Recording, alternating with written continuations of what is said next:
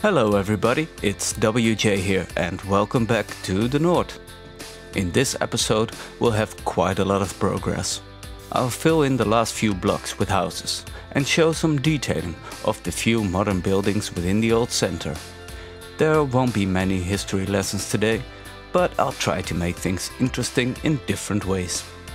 We start off by looking at the first few blocks being filled with houses. You'll notice that a lot of them are the same.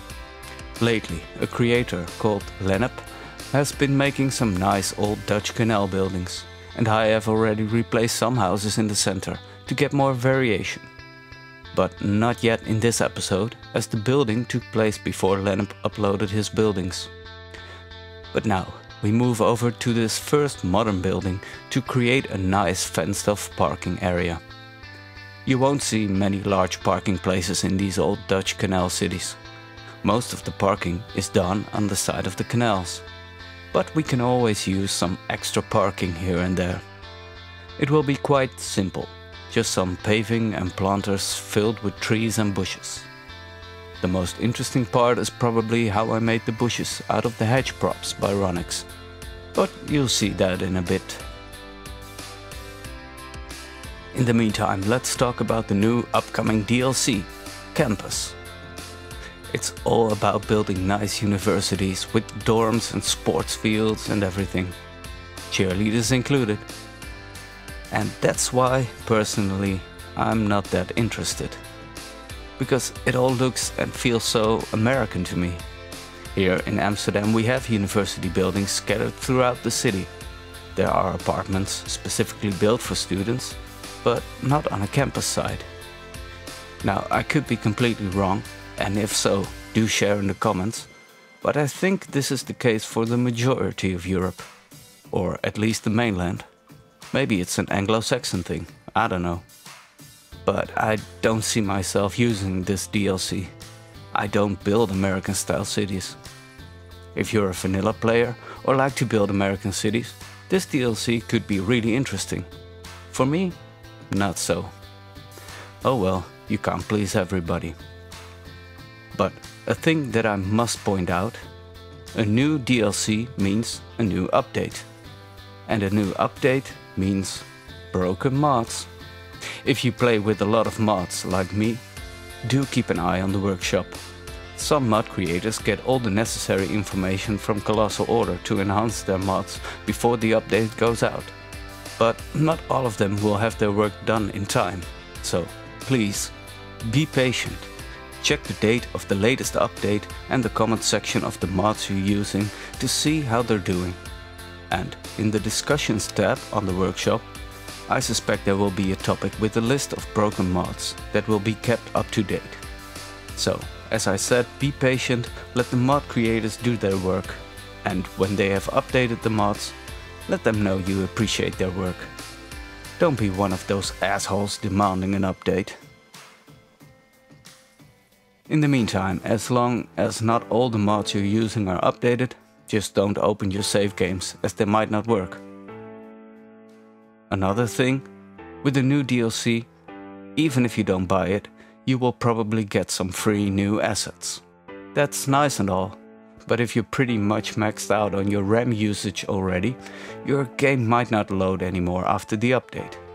If that's the case, you probably need to unsubscribe to some assets to free up space. It might be wise to look through your subscribed assets before the new DLC goes live and get rid of those you're not using anyways, so you're fully prepared. These are just a few tips.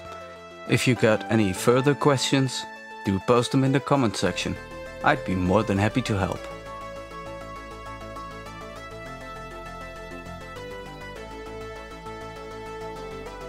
But back to what I'm doing on screen. I'm finishing this inner area with some pavement. It's a ploppable surface turned into a procedural object, so I can adjust the width to fit perfectly in between the parking lots. So I zoom in quite far, and then the parking lots disappear. So I have to move the camera again to make them reappear. It would be better for my mental health if I were less picky. But hey, it's all about the end result. And then it's time to fly over the last empty areas and fill them with houses, shops and a church. On the side of the canal I placed quite a few typical old Dutch warehouses that were turned into apartments. I gave the shutters a nice dark red color with the painter mod. Although most of these shutters are usually dark green, in some cities people decided to have their own characteristic colors on the buildings. And I guess that's what happened here as well.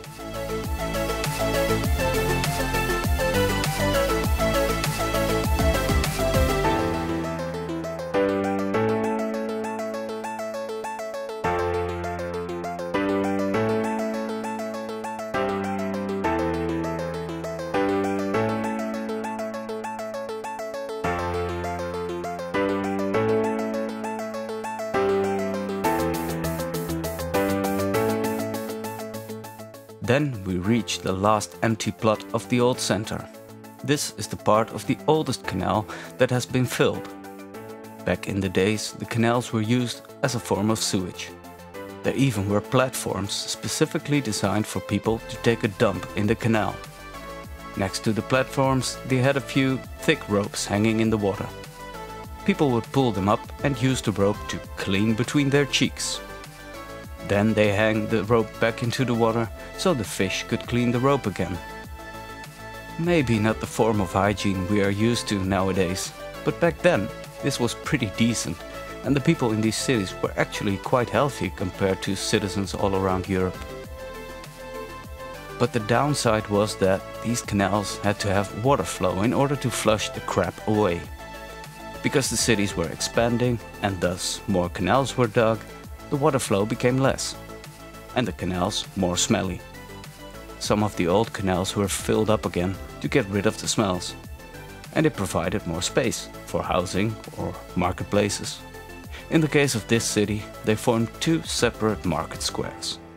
One in front of De Waag, where they traded mostly edible wares, such as vegetables, fish, meat, and dairy products like cheese. Closer to the edge of the city, where there was a wall and, of course, a gate, there was a market square dedicated to the trade of horses and other cattle. There have been stables around the square, but in the late 19th century the square lost its function and the stables were demolished. At first they were replaced by a gas factory to provide gas for both the citizens and the street lanterns. In between the world wars, they built a new factory outside the city center and demolished the old factory. The houses that were built afterwards were again demolished in the early 2000s and replaced by these modern buildings. Under the old market square, they built a parking garage. And that's what I'm doing right now on screen. But the parking garage won't be functional. It's just a road dipping into the ground. I felt it would be too much of a struggle to try and build functional parking under the already placed houses. I'm placing the concrete walls on the sides of the entrance, using both prop and network walls. As the footage here pretty much speaks for itself, I'd like to take the opportunity to thank my patrons, the Justinator, Julius Bunda and Kai. If you enjoy my videos and would like to support me, you can do so for just $1 a month. And in return, I will give you previews, early access to new episodes, and I'll share some of the music that you can hear in these videos. You can find the link in the description, of course. And now, we're at that awkward moment where we're just halfway through the video and I don't know what to talk about anymore. I've pretty much covered the topics that I wanted to discuss, and now I could describe the placement of every single prop, but I don't feel that's necessary. So I'll just tell you that a bit later on I will give this square its name with a sign above the parking entrance, using a French road sign with custom text, using the Procedural Objects mod. And the name will obviously be Paardenmarkt or Horse Market. After that I'll place a ton of market props and give this square its old function back, apart from the kettle. Last week Jazz has uploaded quite a few stunning market props that would have fitted nicely in this area. But I've built all this about 2 months ago, so I can't show them here. I think I'll go back and replace some of the stalls, but I'm not sure when I can show it in a video. In the next episode of the Noord, I will focus on the last details within the center to completely finish it and tell you all about the old tradition of kermis, or fair, which is mainly just an excuse to get drunk, as are many traditions here in Holland. But now that I think of it, there is one thing that I do need to talk about, which is the name of this city. The Noord is the name of the area, but this city does not have a name yet. I've been pondering for quite some time now. The thing is, I don't want to use the name of an existing town or city, but I do want a name that feels like it belongs in this area. When we take a look at the real-life location of where this city roughly should be, we find small villages with names like Groet, Katrijp or Aagdorp. That last name reminded me of a former village near the current town of Beverwijk that was called Sint Aagten, after Saint Agatha. I decided to give this city the same name. So, from now on, the capital of the Noord will be known as Sint Aagten. Now that I've settled on the name, enjoy the sight of me struggling to create a median on this slope. And I will get back to you in a few moments.